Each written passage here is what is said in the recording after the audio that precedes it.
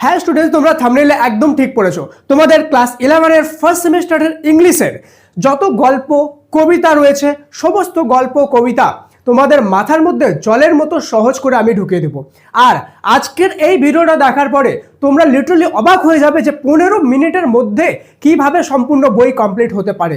আমি তোমাদের সামনে লাইভ আজকে এটা প্রুফ করে দেবো। তোমাদের সমস্ত গল্প কবিতা এমনভাবে তোমাদের সামনে এক্সপ্লেন করে দেবো কয়েক মিনিটের মধ্যে যে 15 মিনিটে তোমাদের বইয়ের যতগুলো গল্প আছে, যতগুলো কবিতা আছে, সব তোমাদের মাথায় ঢুকে যাবে এবং লিটারালি তোমাদের মাথা থেকে কোনোদিনও এই জিনিসটা বেরোবে না। ঠিক আছে, তোমরা যদি চাও যে আমি ভুলে যাবো, তুমি তাও ভুলতে পারবে না।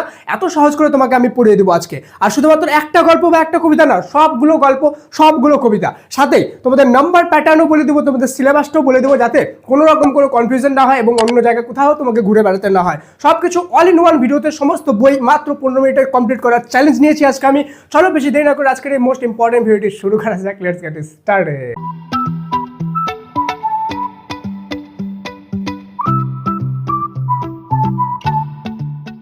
স্টুডেন্ট, ভিডিও শুরু করার আগে শুধুমাত্র একটা ছোট্ট রিকোয়েস্ট, তুমি যদি সাবস্ক্রাইব করে সাফল্য ফ্যামিলিতে যোগ না হয় তাকে সাবস্ক্রাইব করে নাও, কারণ কি শুধু একটি সাবজেক্ট না, প্রতিটি সাবজেক্টে ধামাকা জিনিস আসতে চলেছে তোমাদের জন্য। ঠিক আছে, এবং সাজেশন তো 100% কমন পাবে। ঠিক আছে, যেগুলো সাজেশন ভিডিও আনবো, তো সাবস্ক্রাইব করে বেল আইকন প্রেস করো, নাহলে অনেক কিছু মিস করে যাবে। আর এক লাইক তো বানতে হয় না। চলো, তো এবার তোমাদের প্রত্যেকটা গল্প আর কবিতা আমি কয়েক মিনিটের মধ্যে তোমাদের মাথার মধ্যে ঢুকিয়ে দিচ্ছি। আমি সাইডে গোল গোল করে নিলাম, এক একটা আমার কমপ্লিট হতে থাকবে এবং এক একটাতে আমি টিক মারতে থাকবো। ঠিক আছে, দেন গল্প হয়ে যাওয়ার পর কবিতাটাও আমি দেখে নেবো। সবার প্রথমে কি আছে, অ্যাস্ট্রোলজার্স ডে যেটা আছে, এটা আমাদেরকে বুঝতে হবে। অ্যাস্ট্রোলজার কে? অ্যাস্ট্রোলজার হয়ে গেল জ্যোতিষী। জ্যোতিষী অর্থাৎ যে হাত দেখে।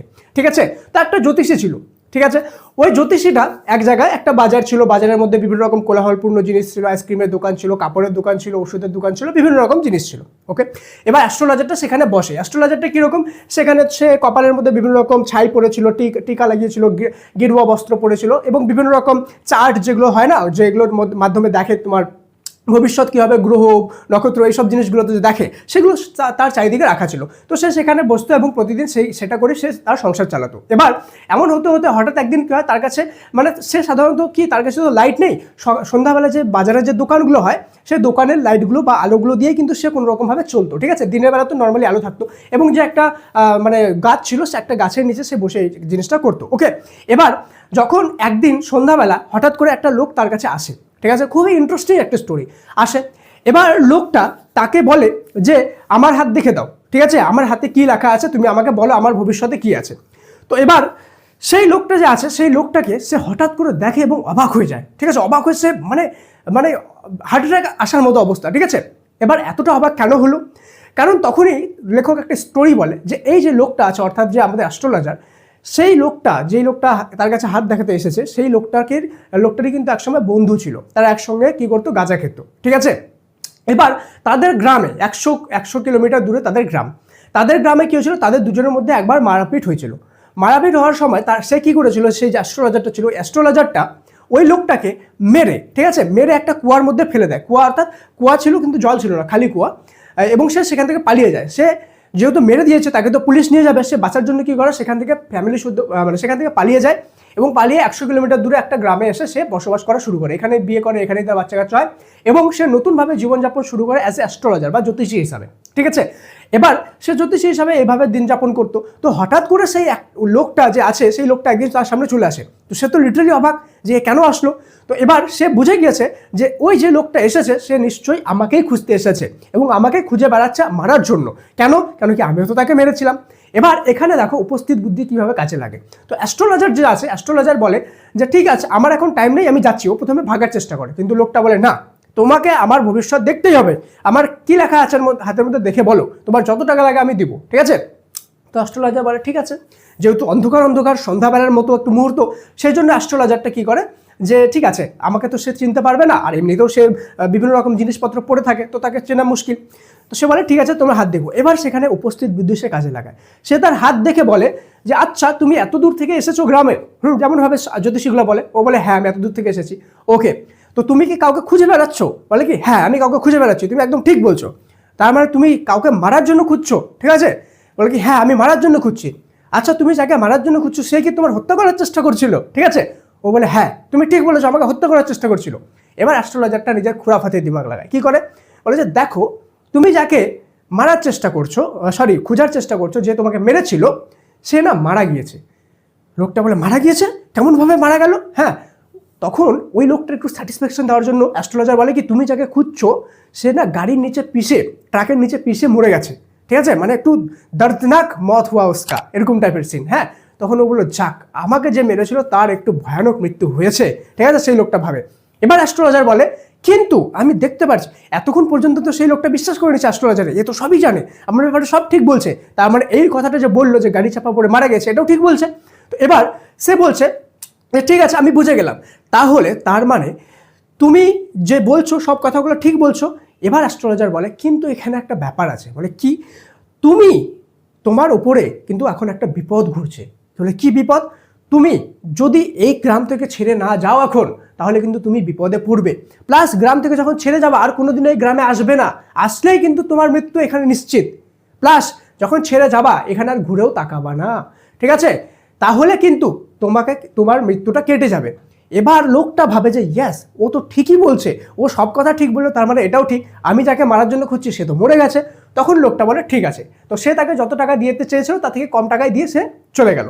এভাবে অ্যাস্ট্রোলজার বেঁচে গেছে এবং বাড়ি আসে সে একটু টাকা বেশি পেয়েছে দিন, তো বিভিন্ন রকম মিষ্টি টিষ্টি খাওয়া টাওয়া নিয়ে আসে তার বাড়িতে, অ্যান্ড বাড়িতে এসে তার বাচ্চা কাচ্চার সাথে সে আবার খুশিভাবে জীবনযাপন করা শুরু করছে। তো এটা হয়ে গেল আমাদের অ্যাস্ট্রোলজার ডের কাহিনী, ঠিক আছে, চলো টিক মেরে দিই, আমাদের একটা কাহিনী খতম। এবার আমরা চলে যাবো আমাদের নেক্সট, স্বামী অ্যান্ড মাদার ওয়ার্শিপ। এখানে স্বামী অর্থাৎ কে? স্বামী অর্থাৎ স্বামী বিবেকানন্দ, আর মাদার বলতে মার কালী, আর ওয়ার্শিপ মানে পূজা। তো স্বামী বিবেকানন্দ মা কালীর বিভিন্ন রকম পুজো পাঠ করতো, বিভিন্ন রকম আচার আচরণ করতো, এবং ছোট থেকে সে কিভাবে এই লাইনে এলো, শ্রী রামকৃষ্ণ তাকে কিভাবে সাহায্য করেছিল, তার কি কি ঘটনা ঘটেছে, মার সাথে তার কিভাবে সাক্ষাৎকার হয়েছে, সে মার সাথে কী কী জিনিস উপভোগ করছে, অর্থাৎ সে কী কী অনুভব করেছে ভগবানকে নিয়ে, সেই সব ব্যাপার নিয়ে কিন্তু এই স্বামী অ্যান্ড মাদার ওয়ার্শিপ কাহিনীটা রয়েছে, সিস্টার নিবেদিতার লেখা, ঠিক আছে। চলো এটা তোমাদের কী কী কাহিনী ঘটছে এটা তোমাদেরকে পড়তে হবে, ঠিক আছে। দেন চলে যাবো আমরা অমরনাথে।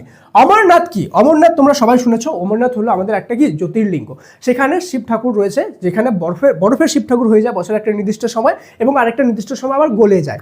তো সেই জায়গাটাই কিন্তু আমাদের অমরনাথের কাহিনী বলেছে। অমরনাথে আমাদের যে স্বামী বিবেকানন্দ ছিল সে অমরনাথে গিয়েছে, তার সাথে কে গিয়েছে?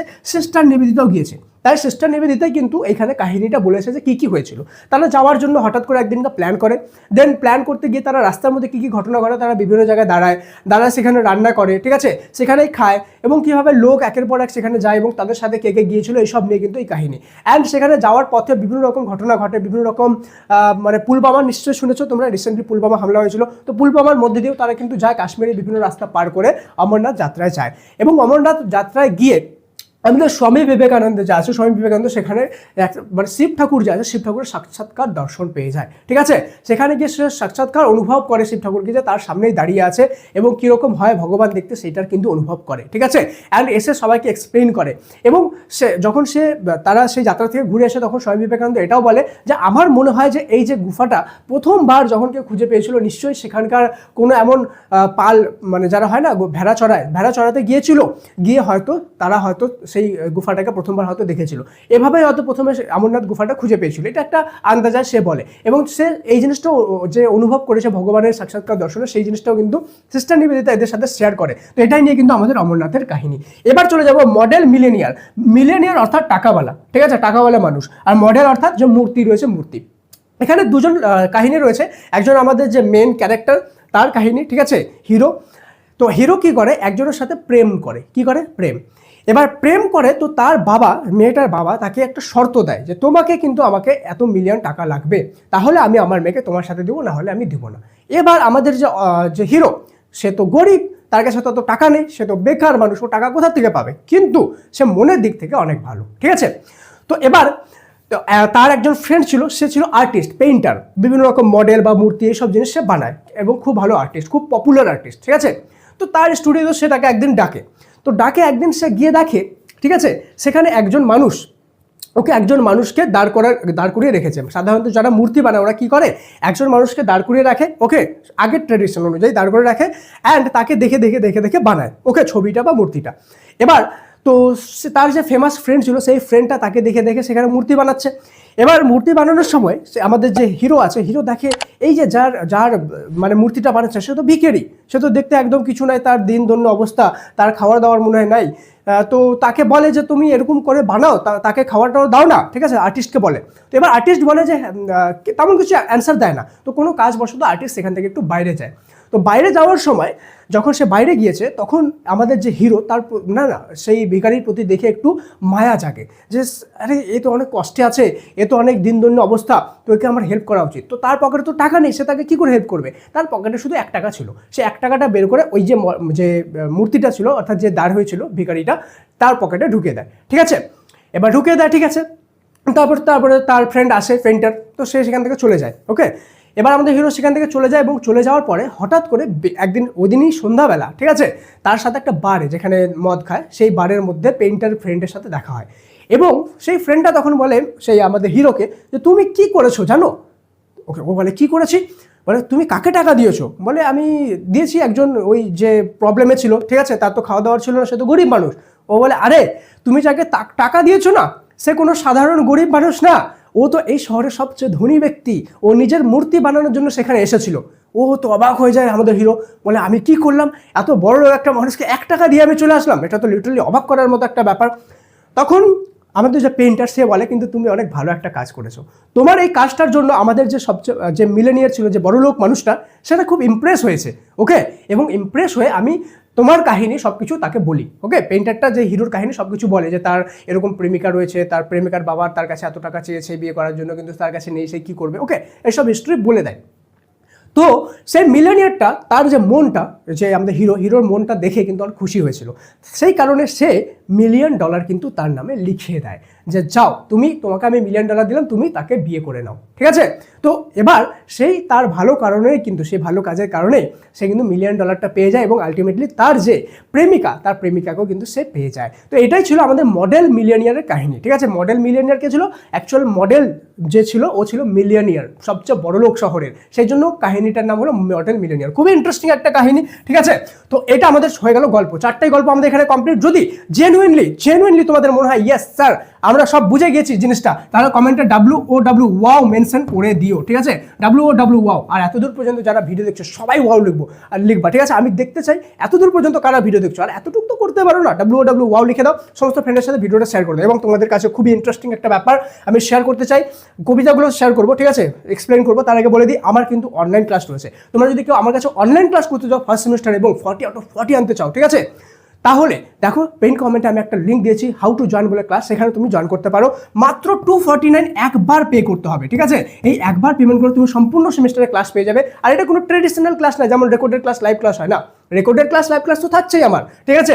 তারই সাথে প্রত্যেকটা গল্প এবং কবিতার কিন্তু অ্যানিমেটেড কাহিনী রয়েছে, যেগুলো দেখলে একবার তুমি জীবনেও ভুলবে না। এবং ইংলিশ গ্রামারের 0 to হিরো একদম ডেডিকেটেড ক্লাস, 0 থেকে হিরো পর্যন্ত। তুমি যদি গ্রামার না জানো সেই ক্ষেত্রে তুমি পেয়ে যাবা। এবং ইংলিশ রাইটিংয়েরও 0 থেকে হিরো পর্যন্ত। তুমি বলবে স্যার আমি তো ফার্স্ট সেমিস্টারে পড়ি, ফার্স্ট সেমিস্টারে তো রাইটিং লিখতেই হবে না, আপনি জানেন না। আমি জানি ফার্স্ট সেমিস্টারে রাইটিং লিখতে হবে না, তো কি হয়েছে, তুমি শিখে রাখবা, ঠিক আছে। এটা সেকেন্ড সেমিস্টারে, ফোর্থ সেমিস্টারে, লাইফে যে কোথাও কাজে তো দিবে, এখানে সমস্ত রাইটিং তুমি শিখে যাবা। তো এত কিছু মাত্র 249, এর থেকে অর্ধেক শুধুমাত্র তোমাদেরকে লাইভ ক্লাস রেগুলার ক্লাস দিয়ে কিন্তু তোমাদেরকে 499 799 নিয়ে নিচ্ছে, কিন্তু আমরা এত কিছু দিচ্ছি। এবং তার সাথে আমার নিজের লেখা ওকে এক্সপার্ট নোটও কিন্তু তোমরা পেয়ে যাবা ক্লাসে, ঠিক আছে। জয়েন না করে থাকলে যাও জয়েন করো, অলরেডি হাজার স্টুডেন্ট করে দিয়েছে জয়েন। তুমি যদি জয়েন না করে থাকো জয়েন করো, আমি পিন কমেন্টে লিঙ্ক দিলাম হাউ টু জয়েন, ক্লিক করে দেখে নাও কীভাবে জয়েন হতে লাগে। আর এছাড়াও সাফল্য অ্যাপে তোমাদের কিন্তু অনেক কিছু রয়েছে তোমাদের জন্য ফ্রি অফ কস্ট, ঠিক আছে। চলো এবার আমি দেখে নেবো আমাদের 3টা গল্প কবিতা, এগুলো একদমই ছোট ছোট কবিতা, আমি তোমাদেরকে সহজে এক্সপ্লেন করে দিচ্ছি। কম্পোস্ট আপন ওয়েস্টমিনিস্টার ব্রিজ মানে কি? কম্পোস্ট মানে হয়ে গেল রচনা করা, আপন ওয়েস্টমিনিস্টার ব্রিজ কোথায় করেছে রচনাটা? ওয়েস্টমিনিস্টার ব্রিজের উপর। এই ওয়েস্টমিনিস্টার ব্রিজটা কোথায় রয়েছে আমি আগে গোল করে নিই, ঠিক আছে। যেগুলো হবে আমি কিন্তু এগুলো রাইট দিতে থাকবো, ঠিক আছে। এই যে 3টাই গোল করলাম। এই যে কম্পোস্ট মানে রচনা করা, কোথায় রচনা করেছে? ওয়েস্টমিনিস্টার ব্রিজের উপর। তো ওয়েস্টমিনিস্টার ব্রিজ কোথায় রয়েছে? লন্ডনে, ঠিক আছে। তো লন্ডনের মধ্যে আমাদের রয়েছে ওয়েস্টমিনিস্টার ব্রিজ, এর উপরে এই কবিতাটা রচনা করেছে। কি নিয়ে কবিতাটা? সকালের দৃশ্য। ওকে, লেখক মনে হয় তো সকালে উঠতো না, হঠাৎ করে একদিন সকালে উঠছে, জানি না, ঠিক আছে। ওদিনকার সকালে উঠে অবাক হয়ে গেছে লেখক, অবাক হয়ে ওয়েস্টমিনিস্টার ব্রিজের উপরে দেখে আরে বাস, চারিদিকে তো খুব সুন্দর দৃশ্য। এবার দৃশ্য দেখে সে অবাক। আমি তো সাধারণত কি হয়, শহরে প্রচুর ভিড়ভাড়, গ্যাঞ্জাম, আবহাওয়া, পলিউশন, তো লেখক তো সাধারণত এইগুলো নিয়ে আমাদের হ্যাবিচুয়াল। এবার হঠাৎ করে যখন একদিন সকালে ওয়েস্টমিনিস্টার ব্রিজের উপরে গিয়ে দেখলো যে শহর তো পুরো খালি, ওকে, আমাদের যত স্টিমার চলে সেই স্টিমার কিছু নাই নদীতে, কোনো যানবাহন নেই, ঠিক আছে, কোনো কলকারখানা ধোয়া উঠছে না, এবং একটা নিস্তব্ধ একটা সুন্দর মনোরম পরিবেশ, শান্ত ঠান্ডা, চারিদিকে কোনো আওয়াজ নেই, ঠিক আছে, এবং এত পরিষ্কার ঝলমলে আকাশ, ঠিক আছে। তখন লেখক বলে যে এত সুন্দর দৃশ্য কিন্তু তবুও কেউ কেউ হেঁটে যাচ্ছে এবং এত সুন্দর দৃশ্যকে দেখছেই না, দাঁড় হয়ে উপেক্ষা করে চলে যাচ্ছে। এরা কি আদৌ মানুষ? যারা যারা যারা যারা এরকমভাবে ইগনোর করে যাচ্ছে এত সুন্দর দৃশ্যকে, তাদের মধ্যে মানবিকতা বলে কিছুই নেই, ঠিক আছে।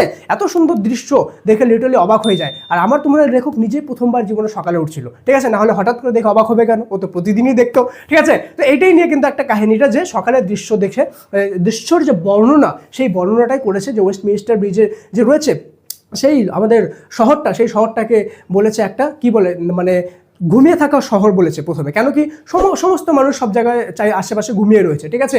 এবং সকালের এই মনোরম দৃশ্যকে বিভিন্ন রকমভাবে যে বর্ণনা করেছে, এটাই নিয়ে কিন্তু আমাদের ওয়েস্টমিনিস্টার ব্রিজের গল্প, কবিতাটা কাহিনী। এরপর চলে যাবো দ্য বেঙ্গল সেলার। বেঙ্গল অর্থাৎ হলো চুরি, সেলার অর্থাৎ বিক্রেতা, আমাদের চুরি বিক্রেতার এখানে কাহিনী রয়েছে। কিন্তু এখানে চুরি বিক্রেতার কাহিনী বলতে গিয়ে কিন্তু কবিতার মাধ্যমে লেখক আমাদের জীবনের অর্থাৎ মহিলাদের জীবনের বিভিন্ন চরম মানে বিভিন্ন পর্যায়কে কিন্তু এক্সপ্লেন করেছে। যেমন ছোটোবেলা কী হয়, ছোটোবেলা যখন মেয়েরা পড়ে বিভিন্ন রকম লাল নীল হলুদ সবুজ রঙের চুড়ি কিন্তু পরে। যখন সেই মেয়েরাই একটু বড় হয়ে যায়, ওকে, কিশোর অবস্থায় আসে, কিশোরী অবস্থায়, তখন কিন্তু সে অন্য রকমের চুড়ি পরে, ঠিক আছে, দেখবা। অ্যান্ড যখন আরেকটু বয়স্ক হয়, অর্থাৎ সে নতুন নতুন বিয়ে হওয়ার সময় তারপরে কিন্তু সে আলাদা রকমের চুড়ি পরে, ঠিক আছে। অ্যান্ড সে যখন মানে বয়স্ক হয়ে যায়, তখন গিয়ে কিন্তু সে অন্য রকমের চুড়ি পরে। তো কোন সময়টা কোন রঙের চুড়ি পরে এবং কোন রঙের চুড়িটা ধান ক্ষেতের মতো দেখতে, কোনো চুড়িটা আমাদের রামধনুর সাথে দেখতে, ঠিক আছে, মতো দেখতে, কোনো চুড়িটা আমাদের বিয়ের যে আগুন হয়, আগুনের যে ফুলকাগুলো ফুটে tick tick tick tick tick করে, ওই যে ফুলকাগুলোর মতো ডিজাইন করা চুড়ি, ঠিক আছে। তো কোন সময় কোন চুড়িটা পরে, কোন চুড়িটা কিসের মতো দেখতে, সেটাই নিয়ে কিন্তু বর্ণনা। আর এটা শুধুমাত্র একটা কবিতা না, এটা মেয়েদের লাইফের ডিপ স্টোরি রয়েছে, যে মানুষের জীবন কীভাবে পরিবর্তনশীল এবং প্রত্যেকটা ধাপে পরিবর্তনের সাথে সাথে মানুষের জীবনশৈলী পরিবর্তন হয়, এবং ওই জীবনশৈলী বা ওই চুড়িগুলোও কিন্তু মানুষের লাইফের প্রত্যেকটা স্টেপকে কীভাবে বর্ণনা করে, এটা নিয়ে কিন্তু আমাদের এই কাহিনীটা। এবার চলে যাবো সেকেন্ড কামিং। কবিতাটার নাম শুনে তুমি পুরো কাহিনী বুঝে যাবা। সেকেন্ড মানে হলো দ্বিতীয়বার, কামিং মানে আসা। তো দ্বিতীয়বার কার আসার কথা বলা হয়েছে? প্রথমবার কে এসেছিল? প্রথমবার যীশু খ্রিস্টের কথা বলা হয়েছে, ঠিক আছে। প্রথমবার যীশু খ্রিস্ট এসেছিল, কি নিয়ে এসেছিল? বিভিন্ন শান্তির বাণী নিয়ে এসেছিল, ঠিক আছে। শান্তির বাণী, যে সব জায়গায় সমাজের মধ্যে শান্তির প্রতীক হয়ে সমাজে শান্তি ছড়িয়েছিল। কিন্তু এখানে লেখক বলেছে যে সেকেন্ড বার যে আসবে, এই সেকেন্ড বার যে আসবে, সেই সেকেন্ড বারের মানে ভগবান বা যেই বলো, সে কিন্তু আর ভালো মানুষ হবে না। তখন সে আর চারিদিকে শান্তি ছড়াবে না, সে কি ছড়াবে? অশান্তি ছড়াবে, চারিদিকে ধ্বংস হাহাকার ছড়িয়ে দিবে, এবং চারিদিকে তার আসার ফলে বিভিন্ন রকম প্রবলেম হবে, বিভিন্ন রকম সমস্যা হবে সমাজে, মানুষ অন্যরকম হয়ে যাবে। যেমনভাবে, আচ্ছা কি বলেছে, মুসলিম ধর্মেও কিন্তু বলেছে যে যখন আমাদের শেষবার আসবে আমাদের ভগবান, তখন কিন্তু বিভিন্ন রকম সমাজে আমাদের চারিদিকে প্রবলেম থাকবে। তেমন আমাদের হিন্দু ধর্ম বলেছে যে কলি যখন আসবে আমাদের লাস্ট, তখন চারিদিকে সমাজের মধ্যে প্রবলেম থাকবে। সেইটাই জিনিস কিন্তু এখানেও লেখক বলেছে যে যখন দ্বিতীয়বার আমাদের যীশু খ্রিস্ট আসবে, তখন চারিদিকে সমাজে প্রবলেম থাকবে, শুধু একটু আলাদা। কি বলেছে যে প্রথমবার সে শান্তির প্রতীক হিসাবে এসেছিল, দ্বিতীয়বার অশান্তির প্রতীক হিসাবে আসবে। এটা কিন্তু কোনো মানে কংক্রিট ব্যাপার না, এটা শুধুমাত্র কবিতার মাধ্যমে লেখক নিজের মনোভাব বর্ণনা করেছে, হয়তো এমন হতে পারে, ঠিক আছে। তো এটাই নিয়ে কিন্তু আমাদের এই যে দ্য সেকেন্ড কামিং, দ্বিতীয়বার আসা, যীশু খ্রিস্টের দ্বিতীয়বার আসার কাহিনী, এবং সে আসার পরে কি কি হবে সেই কাহিনীগুলো কিন্তু এখানে বর্ণনা করেছে। আশা করি তিনটাই কবিতা তোমাদের কমপ্লিট হয়ে গেছে, তিনটাই কবিতা কমপ্লিট, তিনটাই গল্প আমাদের কমপ্লিট, এবং এমনভাবে বুঝে দিলাম যে তোমাদের নামগুলো শুনলেই কিন্তু অবাক, মানে মাথার মধ্যে ক্লিক করে যাবে যে কিসের কাহিনী। অ্যাস্ট্রোলজার মানে ওই জ্যোতিষের কাহিনীটা, স্বামী অর্থাৎ বিবেকানন্দ মা কালীর কীভাবে পূজাপাঠ করতো সেটা, আর অমরনাথ হয়ে গেল ওই গুফায় যাওয়ার কাহিনী, রাস্তায় কী হয়েছিল, গুফায় যাওয়ার পরে কী হয়েছিল সেই কাহিনী, এবং মডেল মানে হয়ে গেলো মূর্তিটা, মিলিয়নিয়ার মানে টাকাওয়ালা। কে ছিল টাকাওয়ালা? শহরের সবচেয়ে বড় মানুষটা, যাকে আমাদের হিরো হেল্প করেছিল, এবং তার ফলে সে তাকে মিলিয়ন টাকা দিয়েছিল, এবং তার বদলে সে তার গার্লফ্রেন্ডকে পেয়ে গিয়েছিল তার বড় মনের কারণে। জেনুইনলি ভালো লাগলো কিনা? যদি জেনুইনলি ভালো লেগে থাকে কমেন্টে একটা সুন্দর কমেন্ট মেনশন করে দিও, এবং অনেকগুলো লাভ রিঅ্যাক্ট দিয়ে দিও যারা শেষ পর্যন্ত দেখলা, যে জেনুইনলি স্যার আপনার জন্য এত বড় ইংলিশ বইটা মাত্র কয়েক মিনিট এক্সপ্লেন করে দিলাম। এবং তোমাদের যে র্যাপিড রিডার রয়েছে, ম্যাকবেথ, ওথেলো, ঠিক আছে, সেই সব কাহিনীও কিন্তু আমি অ্যাজ ইউ লাইক ইট যেগুলো রয়েছে, সেই সব কাহিনীও কিন্তু আমি সহজে তোমাদের কাছে এক্সপ্লেন করতে পারি যদি তোমরা চাও কমেন্টে। তাহলে সবাই কমেন্টে MORE মোর লিখে আমার জন্য অনেকগুলো লাভ রিঅ্যাক্ট দিয়ে দিও। যদি মোর লিখে আমার জন্য অনেকগুলো লাভ রিঅ্যাক্ট দাও, তাহলে আমি তোমাদের যে তিনটা র্যাপিড রিডার রয়েছে ড্রামা, সেগুলো কিন্তু সহজে এমনভাবে এক্সপ্লেন করতে পারি। সবাই লিখে দাও, ঠিক আছে। আর আমার অনলাইন ক্লাসে যদি জয়েন না করে থাকো, যাও, পিন কমেন্ট আর ডিসক্রিপশনে লিঙ্ক দিলাম, হাউ টু জয়েন বলে আছে, জয়েন করে নাও। সমস্ত গল্প কবিতা জলের মতো করে দেবো এবং 40 আউট অফ 40 গ্যারান্টেড মার্কস আসবে তোমাদের, ঠিক আছে। তোমাদের মাধ্যমিক রেজাল্টের ওয়েট করতে হবে না, জাস্ট যাও অ্যান্ড জয়েন করে নাও। কেন কি মাধ্যমিক রেজাল্টের আগে তোমাদের সিলেবাস আমি কমপ্লিট করে দেবো। দেখা হচ্ছে পরের ভিডিওতে, ততক্ষণ পর্যন্ত মন দিয়ে পড়াশোনা করো। Thank you so much and may God bless you all.